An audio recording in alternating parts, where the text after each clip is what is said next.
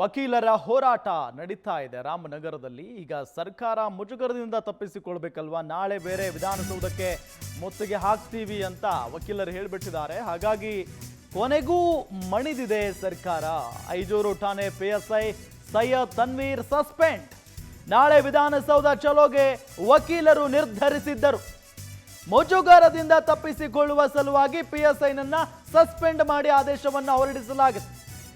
PSI Syed Tanveer ಅಮಾನತು ಆದೇಶ ಹೊರಡಿಸಲಾಗಿದೆ. 40 ವಕೀಲರ ಮೇಲೆ ಪಿಎಸ್ಐ ಎಫ್ಐಆರ್ ದಾಖಲು ಮಾಡಿದ್ರು. ರಾಮನಗರದಲ್ಲಿ ತೀವ್ರಗೊಂಡಿತ್ತು ವಕೀಲರ ಹೋರಾಟ. ವಕೀಲರ ಹೋರಾಟಕ್ಕೆ ಬಿಜೆಪಿ ಹಾಗೂ ಜೆಡಿಎಸ್ ನಾಯಕರು ಸಾಥ್ ನೀಡಿದ್ರು. ಇದು ರಾಜಕೀಯವಾಗಿ ಸಿಕ್ಕಾಪಟ್ಟೆ ಚರ್ಚೆಗೆ ಗ್ರಾಸವಾಗ್ಬಿಟ್ಟಿತ್ತು. ವಕೀಲರು ನ್ಯಾಯಕ್ಕಾಗಿ ಹೋರಾಟವನ್ನ ಮಾಡ್ತಾ ಇದ್ರು. ಡೀಟೇಲ್ಸ್ ಕೊಡ್ತಾರೆ ನಮ್ಮ ಪ್ರತಿನಿಧಿ ಪ್ರವೀಣ್, ನೇರ ಸಂಪರ್ಕದಲ್ಲಿ ಜಾಯ್ನ್ ಆಗಿದ್ದಾರೆ. ಪ್ರವೀಣ್, ಅಂತೂ ಇಂತೂ ಈ ವಿಚಾರಕ್ಕೆ ತಿಲಾಂಜಲಿ ಇಡುವಂತ ಪ್ರಯತ್ನವನ್ನ ಸರ್ಕಾರ ಮಾಡಿದೆ ಅಂತ ಆಯ್ತು. ವಕೀಲರು ಮತ್ತೆ ಪೊಲೀಸರ ನಡುವೆ ಸಾಕಷ್ಟು ಸಮರ ಏರ್ಪಟ್ಟಿತ್ತು. ಅಂದ್ರೆ ಸುಳ್ಳು ಎಫ್ಐಆರ್ ಅನ್ನ ದಾಖಲು ಮಾಡಿದ್ದಾರೆ ಅಂತ ಹೇಳಿ ವಕೀಲರು ಹೋರಾಟವನ್ನ ಮಾಡ್ತಾ ಇದ್ರು.